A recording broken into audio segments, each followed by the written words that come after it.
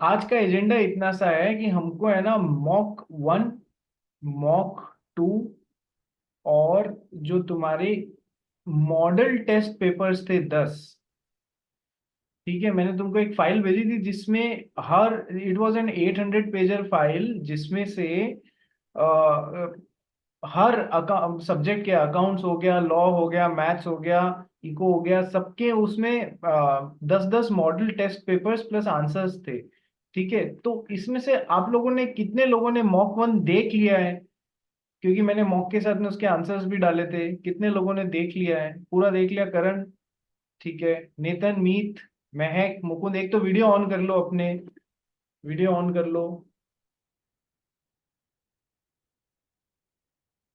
और किस किस ने देख लिया है? मीत ने देख लिया है, मुकुंद ने देख लिया है, वेरी गुड।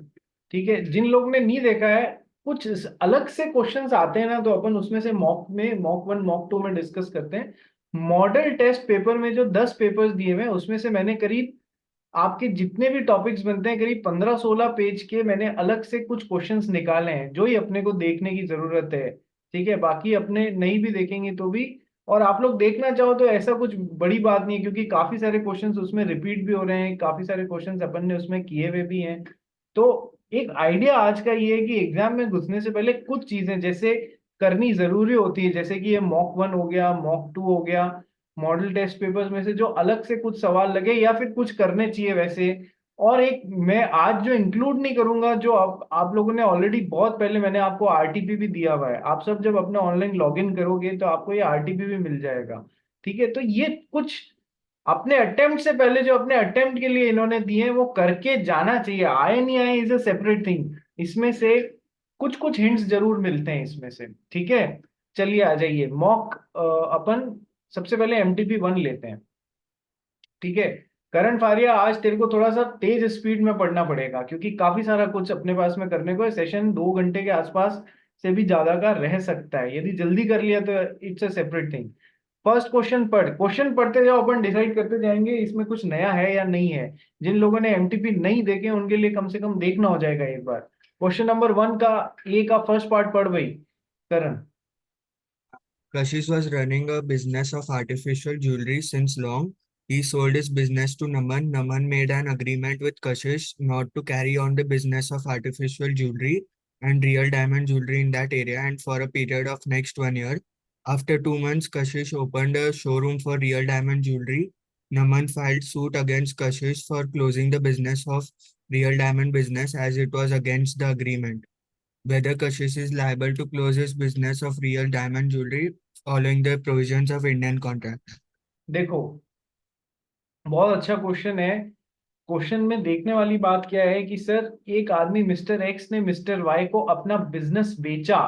ठीक है, किस चीज का? कि सर बिजनेस जो था वो आर्टिफिशियल ज्वेलरी का बिजनेस था, वो मिस्टर वाई को बेचा। मिस्टर वाई ने कहा अगले 1 साल तक आप आर्टिफिशियल ज्वेलरी बिजनेस और रियल ज्वेलरी बिजनेस में नहीं आएंगे। सर एग्रीमेंट कैसा हुआ? Agreement in restraint of trade हुआ। सीधा कीवर्ड्स दिमाग में आने चाहिए, agreement in restraint of trade हुआ। लेकिन वैसे तो agreement in restraint of trade void होता है, लेकिन सर कुछ एक्सेप्शंस हैं। कि सर क्या एक्सेप्शन है? जहां एक बंदे ने अपनी गुडविल दूसरे को बेची है, नंबर 1। ठीक है, तो सर कीवर्ड्स क्या है? कि सर सिमिलर बिजनेस में विद रीजनेबल रेस्ट्रिक्शंस आप उनको रोक सकते हैं। रीजनेबल रेस्ट्रिक्शंस का मतलब है reasonable restriction as to time limit and reasonable restriction as to geographical limit में आप उनको रोक सकते हैं, अनंत काल के लिए नहीं। सर टाइम लिमिट क्या? सर अगले 1 साल, 2 साल, 5 साल, या फिर जब तक हम बिजनेस कर रहे हैं आपसे खरीदा हुआ तब तक, ये भी रीजनेबल टाइम लिमिट होती है। और रीजनेबल ज्योग्राफिकल लिमिट की सर जहां आप ऑलरेडी काम कर रहे थे वहीं पर रोक रहे हैं। काम तो कर रहे हो महाराष्ट्र के मुंबई में और पूरे इंडिया में काम करने को मना कर दिया, तो ये नॉन रीजनेबल रेस्ट्रिक्शन होगा। ऐसे छोटे छोटे पॉइंट्स में फंसाने की कोशिश करेंगे आपको। ठीक है, तो सर रीजनेबल रेस्ट्रिक्शंस के साथ में सिमिलर बिजनेस में आने से रोक रहे हैं, तो फिर सर वो एक्सेप्शन है और वहां आपको agreement in restraint of trade, वो वॉइड एग्रीमेंट नहीं होगा, वो वैलिड कॉन्ट्रैक्ट होगा। ठीक है। अब इधर क्या हुआ कि सर बिजनेस तो एक कर रहा था जो इसको बेचा, आर्टिफिशियल ज्वेलरी का बिजनेस, और रेस्ट्रिक्शन लगा दिया इस पे आर्टिफिशियल ज्वेलरी बिजनेस के साथ में रियल ज्वेलरी या डायमंड बिजनेस के लिए भी रेस्ट्रिक्शन लगा दिया। तो सर इस वाले के लिए तो वैलिड कॉन्ट्रैक्ट हो गया, इसके लिए मिस्टर एक्स को रोका जा सकता है। सर ये वाले पार्ट के लिए, सिमिलर बिजनेस के लिए थोड़ी ना रिस्ट्रिक्शन लगा रहे हो, ठीक है। इसलिए ये रियल ज्वेलरी बिजनेस कर सकता है अपना बिजनेस मिस्टर वाई को बेचने के बाद में भी। पूरी कहानी दिमाग में सेट हो गई? बोलो यस और नो, आंसर लिख लोगे खुद से एवरीवन। नमित, पूंजी, मैं, काबरा, मुकुंद। मुकुंद कोई डाउट था क्या? तूने पहले हाथ उठाया था, नहीं? नहीं नहीं सर। ठीक है, ओके। मैं, काबरा, नमित, पूंजी, बेटा अपना वीडियो ऑन करो रे, ताकि मेरे को भी समझ में आए। चलिए नेक्स्ट क्वेश्चन की तरफ चलते हैं। सेकंड पढ़ भाई। Albert obtained two loans of 3 lakh and 4 lakh respectively from a reputed bank. Out of these two loans, loan of 3 lakh was guaranteed by Robert. Albert sent 2 lakh to bank but did not intimate as to how it is to be appropriated towards the loans. The bank appropriated the whole of 2 lakh to the loan of 4 lakh. Robert objected on the decision of the bank. He argued with bank that repayment amount should be first adjusted to the guaranteed loan. State with reasons whether the bank was correct in its decision under the Indian Contract Act. Sir question किसका है? Appropriation of payments से related question है। Appropriation of payments, appropriation of payments क्या होता है? एक बंदे ने दूसरे बंदे से मल्टीपल लोन यदि लिए हुए हैं तो उसको चुकाने की, जब चुकाने की बात करता है तो कौन से वाले लोन के अगेंस्ट वो एडजस्ट होगा। रूल्स ध्यान है ना इसके कि सर या तो ये खुद बता दे या फिर ये अपनी मर्जी से उसको एडजस्ट कर लेगा जिस भी लोन के अगेंस्ट चाहे। सर मर्जी से एडजस्ट करने का ये मतलब नहीं होता है कि किसी भी लोन के अगेंस्ट, जिस जिस जो डिस्प्यूटेड लोन है उसके अगेंस्ट नहीं कर सकता। हाँ, बाकी किसी भी लोन के अगेंस्ट कर सकता है, टाइम बार डेट के अगेंस्ट भी कर सकता है, कोई प्रॉब्लम नहीं है। ये रूल्स ध्यान होना चाहिए। या तो ये बता दे या फिर ये किसी भी लोन के अगेंस्ट इस तरीके से एडजस्ट कर सकता है, और या फिर यदि ना तो इसने बताया ना इसने अप्रोप्रिएट किया, तो सर जो भी टाइम में पहले आया हुआ है उसके अगेंस्ट वो डेट एडजस्ट किया जाएगा, ठीक है। टाइम, ये टाइम बार्ड भी इंक्लूड होता है उसमें, टाइम में जो पहले आया हुआ है, बस डिस्प्यूटेड में नहीं।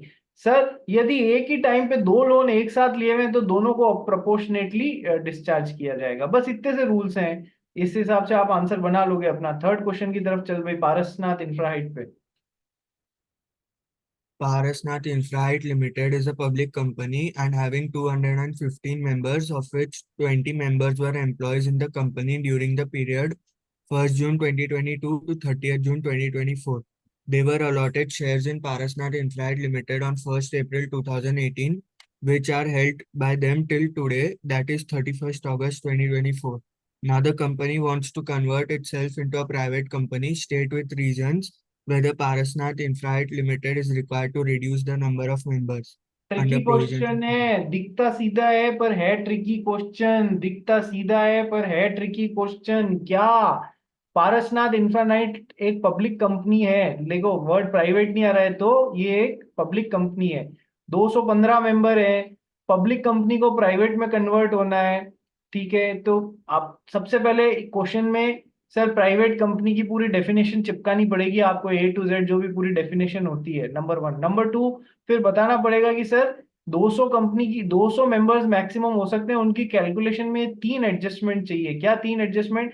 एक तो current members plus employ, current members who are also employees, इनको काउंट नहीं करना है। सर शेयर्स कौन से होने चाहिए रे?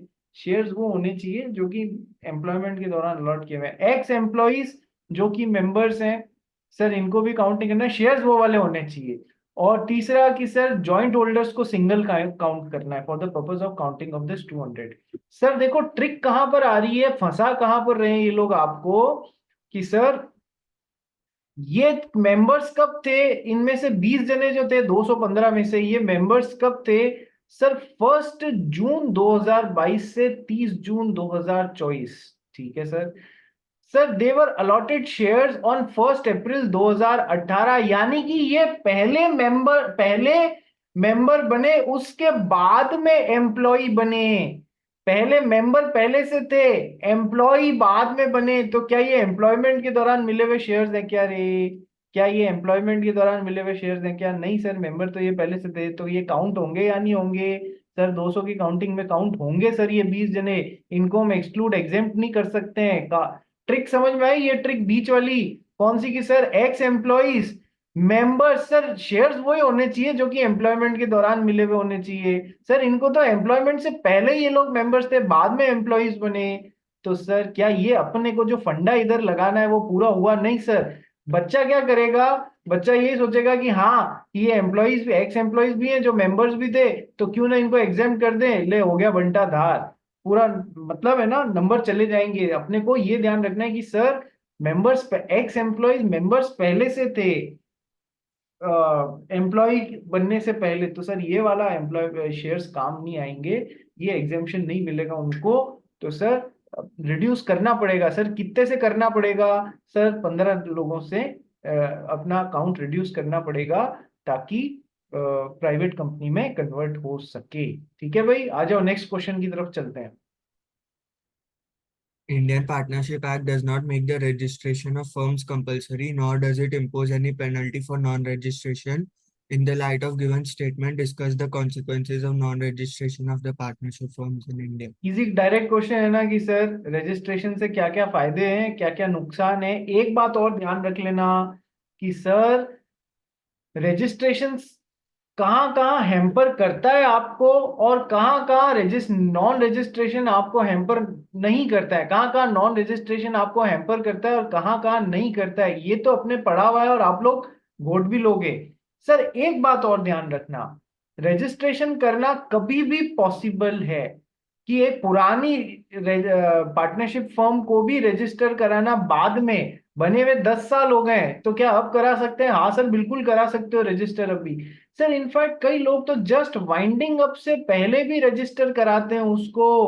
सर ऐसा क्यों सर? इसलिए कराते हैं क्योंकि थर्ड पार्टी पे यदि अपने को केस ठोकना है अपने पैसे वसूलने के लिए, तो सर रजिस्टर्ड पार्टनरशिप फर्म ही ठोक सकती है ना। तो सर इसलिए वाइंडिंग अप से पहले खुद को रजिस्टर कराते हैं, ताकि उन पे केस ठोक के अपने पैसे वसूल सकें। ठीक है सर। और एक बात और ध्यान रखना कि सर रजिस्ट्रेशन कभी भी कराओ, भले ही आपको बने हुए 10 साल, 5 साल, 8 साल कितने भी हो गए, हाँ ये पॉसिबल है, अपन बाद में भी रजिस्ट्रेशन करा सकते हैं। लेकिन for every year of delay, for every year of delay in registration, ध्यान रखना जो मैं बात बता रहा हूं, for every year of delay in registration, और फॉर एवरी ईयर और part thereof, for every year or part thereof of delay in registration, ₹100 per year delay charges या पेनल्टी चार्जेस पे करने पड़ेंगे, क्योंकि आपने शुरुआत से फर्म को रजिस्टर नहीं कराया है। इसलिए मान लो एक फर्म है, वो 10 साल और 4 महीने लेट हो गई, जब जब उसने अपने काम चालू किया ना पार्टनरशिप का, उसके 10 साल और 4 महीने बाद अपने आप को रजिस्टर कराया, तो सर हर साल के लिए 100 रुपए डीले, यानी कि 10 × 100, 1000 तो ये हो गया, प्लस और पार्ट देयर ऑफ, या कोई पार्ट है उसका भी, यानी कि भले ही 4 महीने इसके भी 100 रुपए लगेंगे। तो सर टोटल 1100 रुपए की पेनल्टी भरनी रहेगी। ये बात ध्यान रखना। रजिस्ट्रेशन में कोई प्रॉब्लम नहीं आएगी, लेकिन आप अपने आप को ये पेनल्टी भर के 100 रुपए प्रति साल या पार्ट देयर ऑफ में आप अपने पेनल्टी भर के खुद को रजिस्ट्रेशन करा सकते हैं। नेक्स्ट क्वेश्चन पढ़ भाई। Priyansh ordered 600 tins of apple juice from an American company, Arm Juice Limited. The company informed that the tins would be packed in boxes, each containing 50 tins. On delivery, it was found that a substantial part was in boxes containing only 30 tins. Priyansh rejected the whole order as the tins were not packed according to the description given in the contract, as the packing of tins was an essential part of the contract. Arm Juice Limited sued Priyansh for the recovery of price. State with reasons whether Priyansh can avoid the contract under Sale of Goods Act. देखो, cell by description में packing is also one of the aspect, जिसका हमको जैसा describe किया गया है वैसी packing करनी पड़ेगी। 50 का बोला है, 30 की पैकिंग कर दी, ना ना ना ना नहीं चलेगा। तो implied condition as to sale by description ये भी आपके पूरी नहीं होती है। तो सर आप इस तरीके से बिल्कुल, जिसने भी पैकिंग किया है उसने गलत किया है। कॉन्ट्रैक्ट वॉइडेबल है at the option of other party. ठीक है, बात समझ में आ गई।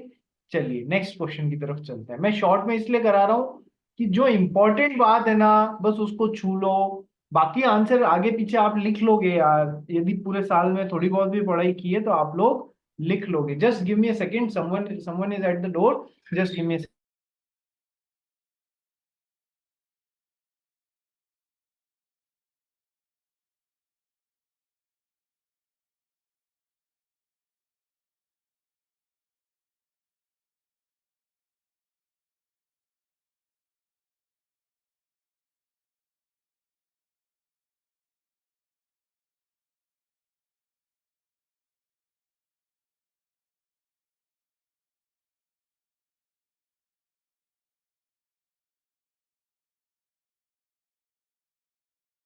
आ जाओ भाई, वापस आ जाओ।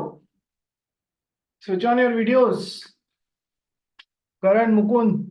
नेक्स्ट क्वेश्चन है, what documents and information are required to be filed with registrar for registration of a company under the Companies Act 2013? 7 mark के लिए।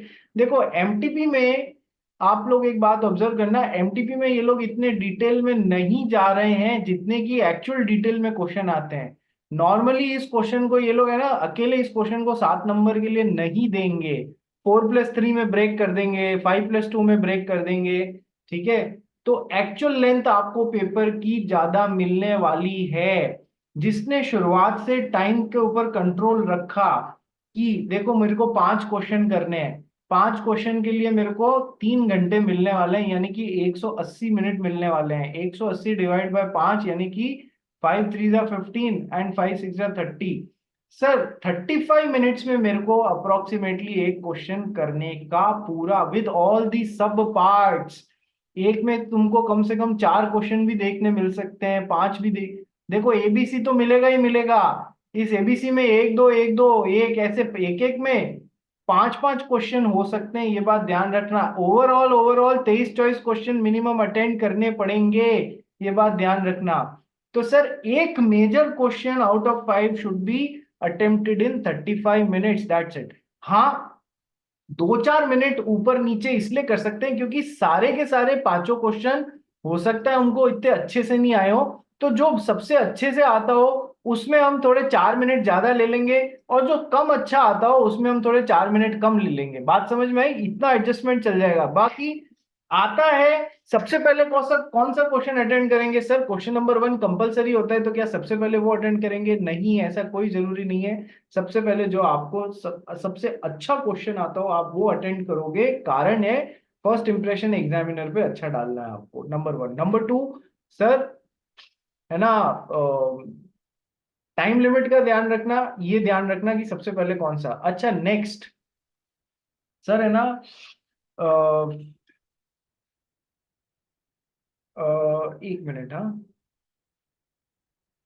हाँ, एग्जामिनेशन हॉल में जिस दिन तुम्हारे ये अकाउंट्स और लॉ के पेपर हैं उस दिन प्लीज 2:30 तक, 2:30 नहीं सॉरी 1:30 तक, एग्जाम का टाइम क्या है? 2 to 5 है ना, 2 to 5 है ना। प्लीज उस दिन जाके 1:30 तक अपनी डेस्क पे सेटल हो जाना। उसका कारण है थोड़ा सा ट्रैवल करके जाओगे, 1:30 तक सेटल हो जाना अपनी डेस्क तक जाके। 1:45 पे पेपर मांग लेना, क्योंकि 15 मिनट मिलेंगे तुमको पेपर पढ़ने के लिए। जहां तक मेरी समझ है 15 मिनट मिलने चाहिए, लॉ के पेपर में अकाउंट के पेपर में मिलने चाहिए। ठीक है, उस 15 मिनट में ये डिसाइड करना 6 में से वो कौन सा एक क्वेश्चन है जो छोड़ना है, और और कि सर कौन सा क्वेश्चन सबसे पहले अटेंड करना है। ये दो चीजें उन 15 मिनट में डिसाइड कर लेना। ठीक है जी, और आइए नेक्स्ट क्वेश्चन की तरफ चलते हैं। तो सर डॉक्यूमेंट्स क्या क्या चाहिए याद है आपको रजिस्ट्रेशन के लिए? सर 7 अलग अलग, सेक्शन 7 बोलता है कि 7 अलग अलग तरीके के डॉक्यूमेंट्स चाहिए होते हैं। What documents and information are required to be filed with registrar? Sir MOA बनाना होता है, एओए बनाना होता है, उसके साथ में अपने को सर वो भी तो देनी होती है, एक 2 तरीके की। करण फारिया क्या देनी होती है? पर्टिकुलर और डिक्लेरेशन। डेक्लेरेशन 2 तरीके के देने होते हैं। ठीक है, जो भी यदि कंपनी के फर्स्ट डायरेक्टर्स बन रहे हैं तो उनकी भी डिटेल्स देनी पड़ती है। सब पढ़ा है भाई, डायरेक्ट क्वेश्चन है, आराम से उठा लोगे आप लोग। अच्छा, मैं पिछले 3 बार के पेपर्स देख के, जब से नया कोर्स लागू हुआ है, ये बात तो बहुत बड़ी क्लियर हो गई है कि है ना, डिटेल्स में से, माइन्यूट डिटेल्स में से क्वेश्चन उठाने की कोशिश की जा रही है, क्वेश्चन बनाने की। डायरेक्ट भी मिलेंगे, ऐसा नहीं है कि डायरेक्ट नहीं मिलेंगे, लेकिन सर माइन्यूट डिटेल्स में से परेशान करने की कोशिश की जा रही है। तो सर डिटेल स्टडी का आपको बेनिफिट मिलेगा, ठीक है, डिसहार्टन मत होना कोई भी। और सबसे बड़ी पॉजिटिव बात यह है कि सर मेरे लॉ के पेपर में कोई भी नेगेटिव मार्किंग नहीं है, नेगेटिव मार्किंग नहीं है। तो प्लीज प्लीज प्लीज खाली छोड़ के मत आना। यदि कुछ भी लिख के आओगे आसपास का, हाँ यूं नहीं कि शोले फिल्म की तुम कहानी लिख के आ जाओ कि एक वीरू था एक जय था, दोनों ने ये किया, जंगल में गब्बर को मार दिया, ऐसे मत कर देना। आसपास का कुछ लिख के आ जाना, यदि क्वेश्चन नहीं आ रहा है तो सबसे लास्ट के लिए ये काम रखना आसपास का, ठीक है। तो उससे क्या होगा, कोई 1-2 नंबर से कोई कुछ प्रॉब्लम हो रही होगी तो वहां पर अपने को हो सकता है मिल जावे, ठीक है। नेक्स्ट क्वेश्चन पढ़ भाई। Both limited liability partnership and limited liability companies offer limited liability protection, yet they differ significantly in structure and governance. Discuss these differences in detail. देखो, एलएलपी और कंपनी के बीच में डिफरेंस पूछ रहा है, direct difference question 3 column tabular format में बना के देना है। ये बेसिस और ये एलएलपी और ये लिमिटेड लाइबिलिटी कंपनी, ठीक है। डिफरेंस वाले क्वेश्चंस 3 कॉलम टेबुलर फॉर्मेट। अच्छा, number 1। Number 2, sir case study based questions, part 1, part 2, part 3। Part 1 provision and analysis, facts of the case and conclusion. Mention the section only if you are 200% sure.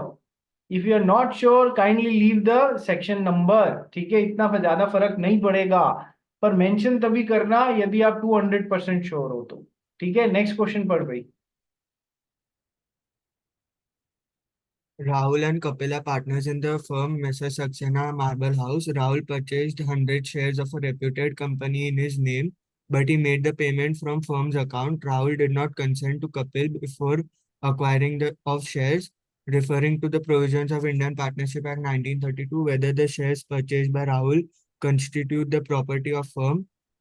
What would be your answer if Rahul debits himself in the accounts books of firm and becomes a debtor to the firm? अपन ने partnership act पढ़ते हुए एक term पढ़ा था, what constitutes property of the firm, की property of the firm क्या होती है। कि सर उसमें एक चीज पढ़ी थी कि सर फर्म में जो भी हम लोग पार्टनर्स कंट्रीब्यूट कर रहे हैं वो तो प्रॉपर्टी ऑफ द फर्म हो ही जाती है सर।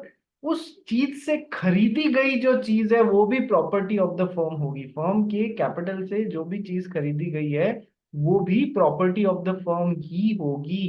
तो सर राहुल ने, ये राहुल और कपिल पार्टनर्स हैं, तो राहुल ने यदि फर्म के पैसे से यदि किसी शेयर 100 शेयर्स खरीद लिए हैं कोई रेप्यूटेड कंपनी के, भले ही अपने नाम से खरीदे हैं, लेकिन वो क्या होगी, चूंकि फर्म के पैसे से खरीदी गई चीज है तो वो प्रॉपर्टी ऑफ द फर्म ही होगी, नंबर 1। लेकिन हाँ, तो वो 100% प्रॉपर्टी ऑफ द फर्म होगी। तो पहले प्रॉपर्टी ऑफ द फर्म की डेफिनेशन समझानी है। नेक्स्ट आपका आंसर क्या होगा कि बाद में Rahul books of accounts of the firm में डेबिट कर लेता है और फर्म का डेटर बन जाता है। तो सर फिर इन दैट केस, सर फिर वो राहुल का हो जाएगा क्योंकि उसने वो क्रॉस एंट्रियां कर ली हैं। नहीं तो सर फर्म की पैसे से कोई चीज खरीदी गई है तो वो प्रॉपर्टी ऑफ द फर्म ही कहलाएगी, ठीक है। Next. Suraj Pharma Limited, a public company, in its article of association, empowers the managing agents to borrow both short and long-term loans on behalf of the company. Mr. Smith, the director of the company, approached Easy Finance Limited, a non-banking finance company, for a loan of 25 lakhs in the name of company. The lender agreed and provided the above said loan. Later on, Suraj Pharma Limited refused to repay the money borrowed on the pretext that no resolution authorizing such loan have been actually passed by the company, and the lender should have inquired about the same prior providing such loan. Hence, company not liable to pay such loan. चलिए आप बताइए किस चीज का question है। Analyse the situation. अच्छा, खुद इसी में बता दिया है। क्या provision of doctrine of indoor management apply होगा? सर होगा ही होगा। सर इस तरीके से आंसर करना कि सर यदि वो पब्लिक पार्लांस में आने वाले हैं, पब्लिक डोमेन में इंफॉर्मेशन आने वाली है, तब तो सर उसका ध्यान रखना पड़ेगा बाहर वाले आदमी को। लेकिन इंफॉर्मेशन यदि पब्लिक डोमेन में नहीं आने वाली है, जैसे, तो फिर doctrine of indoor management 100% apply हो जाएगी। ठीक है। कुछ रेजोल्यूशन ऐसे होते हैं जो कि ऑर्डिनरी रेजोल्यूशन होते हैं, कुछ स्पेशल रेजोल्यूशन होते हैं। स्पेशल रेजोल्यूशन हमेशा पब्लिक पार्लांस में आते हैं, ऑर्डिनरी रेजोल्यूशन नहीं आते हैं। ये बात ध्यान रखिएगा। ठीक है भाई, बात समझ गए? ये अभी तक की है, आपको इतनी डिटेल में बताने की जरूरत नहीं है। आप तो बस डॉक्ट्रिन ऑफ इंडोर मैनेजमेंट चिपकाने वाली सिचुएशन बन रही है तो लिख के अपने नंबर पक्के करना। ठीक है भाई, चलिए अपन चलते हैं नेक्स्ट क्वेश्चन की तरफ। XYZ Limited was incorporated to hold the patent for a new product. The company is expecting to start its commercial production within the next 2 years. In the meanwhile, for timely installation, the company has placed a purchase order for plant and machinery with a down payment of 1 crore. Referring to the provisions of Companies Act, examine whether the company can go for acquiring the status of a dormant company. Government company कौन होती है sir? जिसको किसी future project के लिए अभी से बस बना के रख लेते हैं, कोई उसमें सिग्निफिकेंट अकाउंटिंग ट्रांजैक्शन या कुछ नहीं होता है, बस उसको पेटेंट वगैरह के लिए कोई बना लिया, पेटेंट अपने को होल्ड करना है तो उसमें होल्ड करेंगे। तो सिग्निफिकेंट अकाउंटिंग ट्रांजैक्शन के अलावा कोई मेजर ट्रांजैक्शंस नहीं होते हैं। और भी पूरी डेफिनेशन है डोरमेंट कंपनी की और इनएक्टिव कंपनी की, आप जानते हो। लेकिन सर यहाँ पर कंपनी ने एक बेवकूफी क्या कर दी कि सर वो, it was incorporated to hold the patent for a new product, expecting to start its commercial production within next 2 years। ठीक है साहब, अभी तक तो डोरमेंट कंपनी की पूरी वो भूमिका बन रही है, लेकिन इसने एक कंपनी ने बेवकूफी कर दी। क्या बेवकूफी कर दी? कि सर टाइमली प्रोडक्शन और इंस्टॉलेशन हो उसके लिए कंपनी ने एक परचेज ऑर्डर प्लेस कर दिया 1 करोड़ रुपए का फॉर प्लांट एंड मशीनरी। तो सर सिग्निफिकेंट अकाउंटिंग ट्रांजैक्शन हो गया या नहीं हो गया? Yes sir. What is a significant accounting transaction?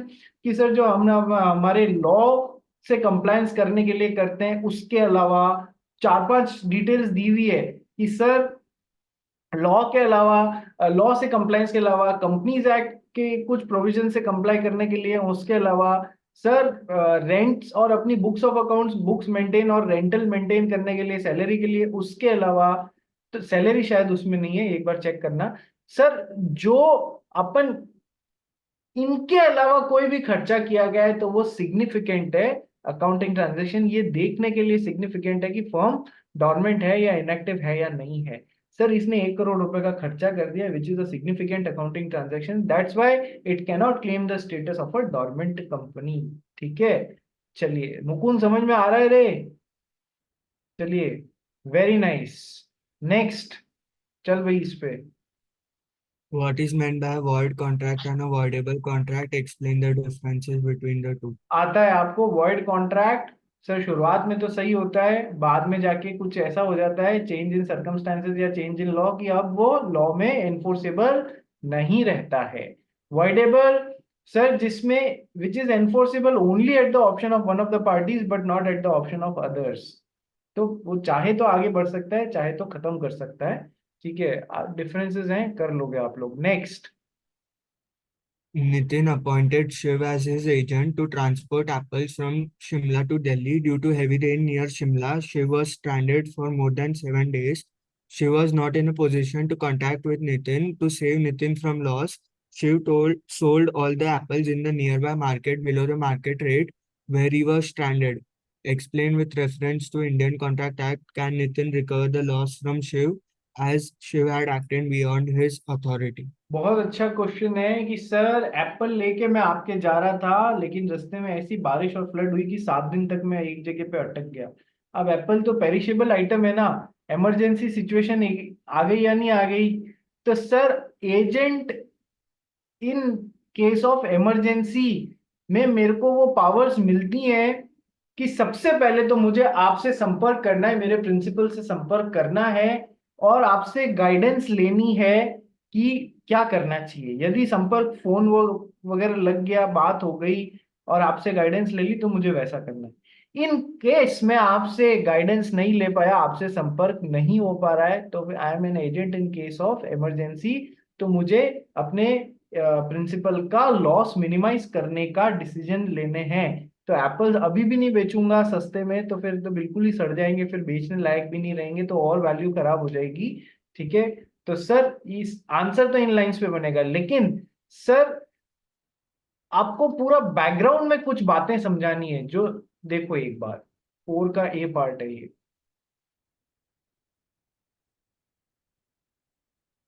Her subject के एमटीपी अच्छे से करके जाना। फोर का ये पार्ट देखो। So valid agency in an emergency क्यों होती है? For the purpose of protecting the principal from loss, as वो सारे एक्शन लेने हैं as would be done by a person of ordinary prudence in his own case under similar circumstances. जैसा कि एक नॉर्मल आदमी अपने खुद के केस में डिसीजन लेता, वैसे लेना है। ये वर्ड्स आने चाहिए, एजेंसी इन इमरजेंसी, पर्सन वैसे डिसीजन लेने as a person of ordinary prudence in his own case under similar circumstances, जो डिसीजन लेता वही मैंने लिए हैं। ठीक है सर, जरूरी क्या है valid agency in case of emergency बनाने के लिए? कि सर सबसे पहले तो मुझे कोई अपॉर्चुनिटी नहीं मिल रही अपने प्रिंसिपल से कम्युनिकेट करने की, नहीं तो मैं उन्हीं से डायरेक्शन ले लेता। सेकेंड, सर सही में एक्चुअल या कमर्शियल नेसेसिटी थी कि एजेंट को बहुत जल्दी काम करना था। सर अब एप्पल्स अब भी डिसीजन नहीं लेता तो सड़ जाते।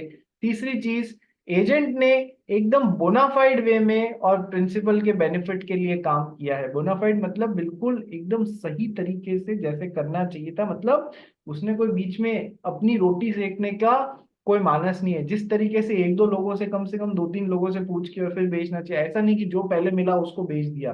तो बोनाफाइड तरीके से एकदम ऑनेस्टली काम करना है for the benefit of the principal. और agent should have adopted most reasonable and practical course under the circumstances, जो भी उस समय सबसे रीजनेबल और प्रैक्टिकल कोर्स था वो करना था। और agent must have been in possession of the goods belonging to his principal and which are the subject of the contract. ठीक है, वो उसके पास होने भी चाहिए। ये पांच चीजें पॉइंट नेसेसरी हैं agency in case of emergency में, याद रखना। ठीक है, चलिए नेक्स्ट क्वेश्चन है, नेगोशिएबल इंस्ट्रूमेंट्स एक्ट का है कि प्रेजेंटमेंट फॉर पेमेंट क्या होता है? कि सर कब कब प्रेजेंटमेंट जरूरी नहीं है, व्हाट आर द नहीं, what are the consequences of non presentment? आप प्रेजेंटमेंट करना था और आपने नहीं किया, तो सर फिर उसमें क्या होगा? फिर सर जिसको करना था और हमने प्रेजेंटमेंट नहीं किया, फिर वो डिस्चार्ज हो जाएगा फ्रॉम हिज लाइबिलिटी। हाँ, कुछ इसके एक्सेप्शंस भी होते हैं जहां पर सामने वाली पार्टी प्रेजेंटमेंट नहीं करने के बाद में भी डिस्चार्ज नहीं होती। ये पूरा ज्ञान मैंने आपको दिया हुआ है, इसलिए मैं अभी डिटेल में और डायरेक्ट क्वेश्चन है नहीं जाऊंगा। लॉ क्या होता है? How a law is enforced in a legal system, direct question है फ्रॉम इंडियन रेगुलेटरी फ्रेमवर्क। ठीक है, नेक्स्ट पढ़ भाई। Mr. Shankar sold 1,000 kgs of wheat to Mr. Ganesh on credit of 3 months. Wheat was to be delivered after 10 days of contract. After 5 days of contract, a friend of Mr. Shankar secretly informed him that Mr. Ganesh may default in payment. On the information of friend, Mr. Shankar applied the lien and withheld the delivery with referring to the provisions of Sale of Goods Act. State whether Mr. Shankar was right in his decision. What would be your answer if Mr. Ganesh what would be your answer if mister Ganesh became insolvent with in 5 days of contract? देखो, 1,000 kilo गेहूं wheat Shankar ji ने गणेश जी को बेचा 3 महीने के credit पे। ये बहुत इंपॉर्टेंट लाइन आ गई, on 3 months credit, on 3 months credit. ठीक है सर, 10 दिन बाद डिलीवर करना था, ठीक है सर, लेकिन 5 दिन बाद ही शंकर जी के एक मित्र ने उनको बोला अरे नहीं नहीं नहीं, गणेश जी तो डिफॉल्ट करेंगे पेमेंट में, क्योंकि तो फिर उन्होंने माल रोक लिया। क्या वो शंकर जी राइट थे अपने डिसीजन में? नहीं सर, गलत थे। कारण है कि सर जब आपने 3 महीने के क्रेडिट पीरियड पे दिया है, तो क्या अपना राइट ऑफ लियन एक्सरसाइज कर सकते हो? जब तक पेमेंट नहीं मिले तब तक मैं माल नहीं दूंगा सर। फिर क्रेडिट पीरियड पे, फिर क्रेडिट पे देने का मतलब ही क्या? फिर तो आप you are not giving it on credit. तो मिस्टर शंकर ने जब अपने फ्रेंड की इंफॉर्मेशन पे माल रोक लिया तो उन्होंने गलत काम किया है। क्या ये बात समझ में आई आपको? क्या ये बात समझ में आई? ठीक है, क्रेडिट पीरियड में राइट ऑफ लियन एक्सरसाइज नहीं करना है। हाँ, लेकिन फिर आगे क्वेश्चन पूछता है, what would be your answer if mister Ganesh became insolvent with in 5 days of the contract? Sir 10 दिन में पहुंचाना है, 5वें दिन ही वो इंसॉल्वेंट हो गए। सर अब तो राइट ऑफ लियन एक्सरसाइज किया जा सकता है। इनफैक्ट यदि माल ट्रांजिट में होता तो हम right of stoppage in transit भी एक्सरसाइज कर सकते थे। ठीक है, राइट ऑफ लियन तो चाहे सामने वाली पार्टी इंसॉल्वेंट है चाहे सॉल्वेंट है, हम दोनों ही केसेस में कर सकते हैं। ठीक है, स्टॉपेज इन ट्रांजिट केवल इंसॉल्वेंसी के टाइम ही एक्सरसाइज किया जा सकता है। तो यहां पर वो सही हो जाते, फर्स्ट इंस्टेंस में वो गलत होते। ठीक है, पार्टनर्स को एक्सप्लेन करने का बोला है। डोरमेंट पार्टनर कौन है, नॉमिनल पार्टनर कौन है, पार्टनर्स इन प्रॉफिट्स और पार्टनर बाय होल्डिंग आउट कर लोगे आप लोग। क्वासी कॉन्ट्रैक्ट क्या होते हैं sir? What circumstances does it arise according to Indian Contract Act? तो सर वो 5 instances बताने, 5 various types of quasi contracts under section 68 to 72।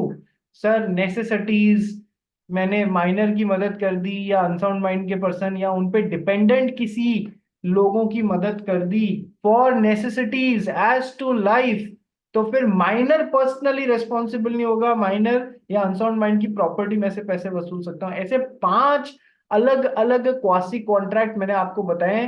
Finder of goods बताया सर, लेके रास्ते से जा रहा था, भेलपूरी खा रहा था, लेके माल अपनी जेब में रख लिया, तो सर फाइंडर ऑफ गुड्स हो गया, तो क्वासी कॉन्ट्रैक्ट बन गया।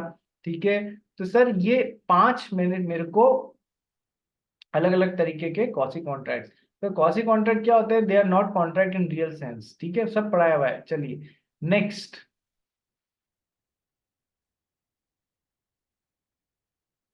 अच्छा सुनो, सचिन, रिज्वाइन सेम लिंक पे रिज्वाइन करो, टाइम पूरा हो गया है, सेम लिंक पे रिज्वाइन करो।